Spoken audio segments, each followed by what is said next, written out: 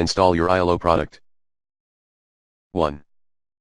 From the Windows desktop search bar field type, Control Panel. 2. In the match list click on Control Panel. 3. From the list of Control Panel applets, click on Programs and Features. This will open a list of all installed software. 4.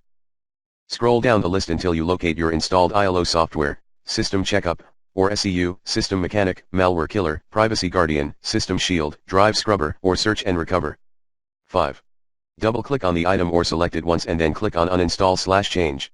In a few seconds a product dialog will appear showing the uninstall process. The example below is for System Mechanic. 6. Once the uninstall process has ended, click on the OK button. Your iolo product is now uninstalled and may require a restart of the computer if prompted.